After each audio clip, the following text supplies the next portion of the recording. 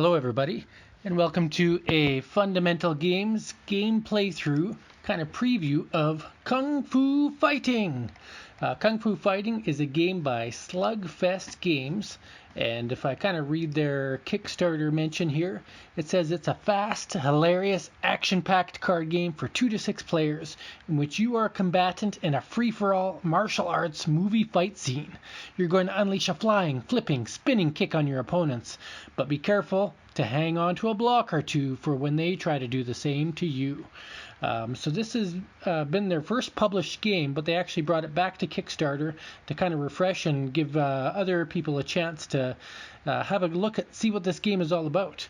And there's not any fancy art or really high definition things about it, but the campaign itself is just very honest about what it's trying to accomplish. And I wanted to share with you just a quick example of gameplay. And I do want to apologize to Slugfest Games because I was hoping to get this out at least a week ago so they'd have a chance to pop it on their Kickstarter page and maybe show a little bit more to the game. But just feeling bad about it, I thought I would just at least try to throw this out here during this last 12 hours of the campaign, and I'll share it if they let me, and hopefully we see a little bit of a bump for it. So in this game, there's a shared deck. Players are going to draw a multitude of cards. They're going to start with a certain amount of chi, and the objective of the game is to knock your opponent down from 20 chi to 0. So what I'm going to do here, I'm not going to play with these cards here. They are optional cards, I believe, archetypes and whatnot. I'm just going to group those together and put them to the side, but they are options that you can have in the game, whether it's the mysterious stranger or if it's the she who must fight archetype. So those archetypes can add something to the game, but I'm going to put them aside just for simplicity's sake. And what I'm going to do is just play a quick 2-player game against myself using player 1 on this side and player 2 on this side. So this is going to be their chi, and once that runs out, then they are dead. So each player starts at 20, and your objective is to try to keep your chi high while taking down your opponents. I'm just going to lock these cards here, just so that chi card doesn't go away. And for visibility's sake, I'm going to increase the size of these, actually, so that you always know what's going on. So in the game, they're card sized. Everything is a single deck of cards or a big deck of cards. But just for play's sake, we're going to grow these up, and just so you can see what chi each player is at. All right. And if you're playing T, there's actually a team mode that you can play as well. I'm not going to get into that, but there's a special card for Team Chi as well. Chi or Chai, hopefully I'm saying it properly, my apologies. Alright, so what'll happen is we shuffle up the deck, and each player is going to draw 7 cards. So one, and I'm going to show you everything that's in a player's hand, just so you always have full visibility to it. So 4, 5, 6, 7, and flip, flip, flip. Alright, so there's player 1, and then player 2, we're going to use this deck as the line. So anything on this side of the deck is this player's, anything on this side is this player's. So 1, 2, 3, 4, 5, 6, and 7. Here we go. So the player on the left is going to go first. So what does a player do on their turn? Well, at the beginning of their turn, they have the choice to discard cards. Let me just read the rule book to you for that particular section, because I think that's important. So looking through turn orders, first thing you do on your turn is you may discard cards that you do not want, anywhere from none until your entire hand, and after that you're going to draw that many cards, up to 7 cards. So if I have 5 cards in my hand at the beginning of my turn, I could discard 3 of them, and then I could just draw 5 more cards to get myself to 7. And if the deck ever runs out, you're just going to shuffle up the discard pile and reuse it as a new deck. You can't play any cards until you finish drawing, so it's important to note that you have to make that decision of what you want to do with the cards in your hand before you play anything. So to keep things simple this turn, I'm just going to keep the cards I have in my hand. And then from that point, I move on to the second phase of the turn. So the second phase of the turn is about preparing. You can play any number of weapon, stance, or chi restoration cards. But you can only have one weapon and one stance in play at a time. So if you look at your cards here, you're going to have different cards. There's an attack card, a stance card, a team block. And if I draw any team cards, I'm actually going to toss those to the side because that's for team play only. And they'll have a little T on the left-hand side of that man, if you can see at his waist there. Block is good, block is good, block is good. So if you look back, maybe I'm going to plan to be the panda stance. So I might have at the beginning of my turn decided that I'm going to discard this and draw one card because that's the one card that's a stance card, and I can only play one stance, have one stance and play at a time. So now I could say I'm going to place a weapon card. So I'm going to place these nunchucks. Nunchucks will allow me to use that as an attack instead of a standard attack. And then I can also place a stance card. So I have a panda stance and I have nunchucks. So what does the stance do? Well, stance gives you benefits to your attacks, or possibly defense. But in this case, panda stance gives me +2 strong, +2 bamboo pole damage, +3 table damage, and +3 chair damage. So if anything I had in my hands was being used with those, I would gain additional damage for them, which affects my opponent's chi. Now looking at my hand here, I still have a punch, which is an attack of its own. I would have to use that or my nunchucks. I can't do both in a turn. A crippling block kick is for a block, so that can only be played in defense against an opponent's attack. Counterattack is a block, and a balanced is a block. So many of your cards in the game are only going to be playable when your opponent attacks you. So you can see this player on the left has a good defense set up already, with 3 block cards that they can keep in their hand. So let's say I want to attack my opponent. How does that work? Well, let's take a look. You can either make a single attack against any player, because this is a 2 to 6 player game. You could be playing a kung fu circle battle against all your friends, but we're just playing a 2-player game. So I can attack my opponent with a weapon in play, such as my nunchucks, or an attack card from my hand. You cannot make multiple attacks a turn, so I can't attack with both, like I said. Now, when attacking, what happens is I'm going to choose how I'm going to attack, and my opponent will have the option to block. But before they do, I have to decide if I'm going to play any attack enhancement cards. And attack enhancement cards allow you to improve what you're doing on your card. So in this case, I don't have an attack enhancement card, I only have an attack card. So I could say I am going to attack with my nunchuck. So my nunchuck is a weapon, and it's going to deal 2 damage, as you can see from that icon right below the center of the man there. And then in addition, it says it has 1 block or 1 defense against punch, open hand punch, kick, or sweep kick. So if my opponent attacked me, I get an extra bonus. But right now I'm just attacking him for 2 damage. So what does my opponent do? Well, they can look at their hand and decide if they want to defend. They have a team block card, but we're not playing team, so we're going to give them a new card. Alright, we've got block. So we've only got 1 block card, and it could allow me to ignore a punch or open hand attack. And so I've attacked with a nunchuck, which means that my block, it's just a block punch. So I can't block punch a nunchuck. And I have no other block cards in my hand, so I'm going to have to take 2 to my chi. Painful. Alright, and that would be the end of this player's turn, because I'll just take a look at the turn order one more time here. After you attack, you have a respite. After attacking, the active player has another chance to play a weapon stance of chi restoration card.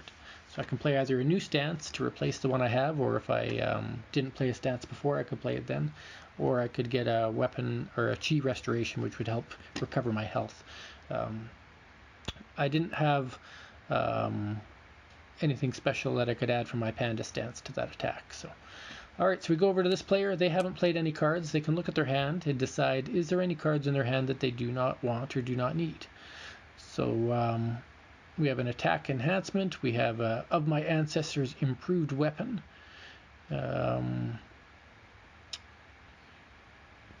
Alright, so let's say I've got 2 punch attacks. Maybe I'm going to discard one of those punch attacks just to draw an extra card, because maybe I'll draw a better card.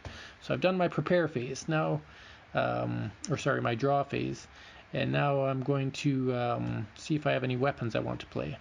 So I have a stance card, which is an Imperial stance. When you enter Imperial stance, pay 3 chi. If this would cause you to go below 1, you go to 1 instead. And at the beginning of your turn, after discarding and drawing, I can pay a chi or discard the stance. But it gives me +3 attack to any attack I do, and +1 to all attack enhancements. So this is going to make me super strong, even if it is going to affect me. So I can say I'm playing this, losing all of my defenses because I am determined to attack you. So I lose 1, 2, 3 chi to do this. And then I can go into my attack phase. So for my attack phase, I can say I'm going to punch you with a 2. But not only that, then I can look at an attack enhancement. So I can attack with invincible. And I could run up the wall. So if you picture this, if you're in a kung fu movie, I am running at my opponent by running up the wall and then charging him like I'm invincible with a punch attack. So it's like a running wall jump attack, if you want to envision that from something like Crouching Tiger, Hidden Dragon, or something like that. And not only that, I have my Imperial stance. So I have my 2, 3, 4, 5 attack, 6, 7, 8, 9 attack. This would be a pretty lethal attack if my opponent couldn't block it. But it is just a punch attack in the end. So we take a look at this opponent. They definitely don't want to take any damage, so they can ignore a trip or throw attack with this card. That's not going to help us. We can take the full damage of an attack, ignoring any defense from your weapon or stance, and then play an attack against the player who attacked you. So I can get whacked for that 9 damage and then fight back. Or I can do a crippling block kick, but he's not kicking me, he's punching me. So really my only option at this moment is to play a counter attack. So what's going to happen? Well, I'm going to take that 9 damage, whammo, bring me down to 11. I have no choice. But then I can counterattack. So I can counterattack with a punch from my hand or with a nunchuck attack. So now this one here says I have a 1 defense against punch, open hand punch, kick, or sweep kick. So I may have a defense there. Let me just consult the mighty rules and make sure I'm doing this properly. So when you're attacked, you may play 1 block card. Some block. If your weapon or stance gives you defense, you get that defense whether you play a block card or not. So there's some fun there. My nunchucks at least give me a little modicum of defense, so I'm actually going to take back 1 of that chi. I only take 8 damage because of that 1 defense there against a punch attack. So what happens to all these cards? Well, all of these get grouped together and go in the discard pile, but my counterattack for this player still takes place. So I'm going to counterattack with a punch card. Why would I use a punch and not a nunchuck? Well, because then I'll draw an extra card anyway. So this opponent, as much as they hurt the player on the left down to 12, they're also down to 13 themselves because they've left themselves rather defenseless. Alright, so what happens? Well, the player on the left is going to decide if they want to discard any cards before they draw. So they could discard a crippling block kick or a balanced, which ignores a trip or throw attack. I think they're happy to have both of those in their hand. But the punch attack they don't necessarily need. So they could discard the punch and then draw 5 cards, bringing us back up to 7 cards. 1, 2, 3, 4. There's 7 cards. Alright, flip, flip, flip, flip, flip. And what do we have here? We have a you go this way, I'll go that way. That's a team attack enhancement. So I'm just going to pop that to the side because we're not playing team. So we have a kick attack, a flying attack enhancement, a punch attack, an attack enhancement, and an improved weapon. Alright, so an improved weapon adds to a weapon you already have. What I could do is I could play this with my nunchucks, and now my nunchucks have a 2 defense instead of a 1 defense. And it did have a one-time event there that I could use if I'm forced to discard my weapon. So that's nice to have that little bonus. Doesn't help my attack, mind you, but that's okay. It helps me in defense when I get attacked back. Now I can attack with my nunchucks, or I can attack with a kick attack. And right now my nunchucks do 2 damage and a kick attack does 3, so I would want to maybe do a kick attack, but I'm going to do a flying kick attack and a wild kick attack. So it's going to be a flying wild kick attack. Wabam! Again, picture that in a kung fu movie, Bruce Lee flying through the air wildly, giving a good old wapa, and dealing 3, 4, 5, 6 damage. So what can this opponent do? Do they have something to block a flying kick attack? No, and no. They can block a punch, and no. So that's unfortunate. They're going to take all 6 damage, bringing them down to 7. Painful. That flying kick attack was brutal. So good job for the player on the left for initiating that. And then this player could do some kind of recovery move if they want to, but they don't have any. So we go off to player on the right, and they're going to take a good, cold, hard look at the cards in their hand and decide, are they worthwhile? Trip attack's not so bad because that could make them discard their stance. Not that that helped in their attacks anyway. So yeah, maybe I'm going to discard the... No, that's my only attack card, so we're just going to draw 4 cards and see what happens. Alright, now what does it say on this card here? At the beginning of your turn, after you discard and draw, pay 1 chi or discard the stance. So I have to decide after I see my hand if I want to keep that.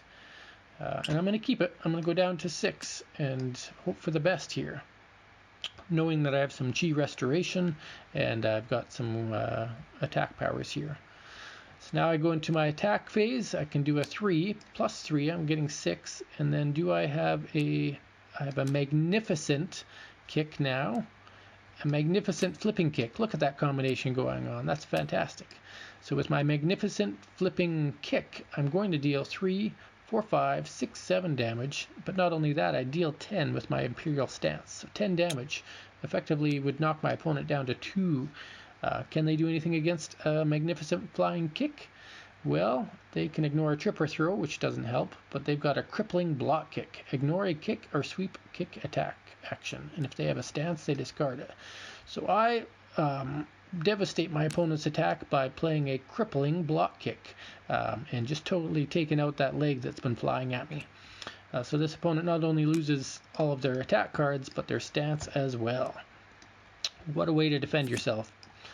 Leaving this player down to 6 health and nothing to show for it. So we go back to player on the left. They've got 2 cards left, a punch and a balanced. We're going to get rid of the punch because we don't really need it. We've got nunchucks. We're going to draw 6 cards because we want all 7 cards to see what we can do. Maybe I can finish off my opponent this turn after that crippling block. So here's my hand. Again, at the beginning of my turn, I can play a weapon if I have one, or, oops, I drew 2 team cards, and we're not playing teams, so let's replace those. Alright, whoops. We have a trip, we have a kick, we have a fast, attack enhancement, a throw. If defender has a weapon in play, they discard it. That doesn't help us out much right now. Magnificent again. Block. Alright. So it looks like we could go in with a kick, but not just a kick. We can go in with a fast kick, giving us a +1. A magnificent fast kick. So now we're doing 3, 4, 5, 6 damage.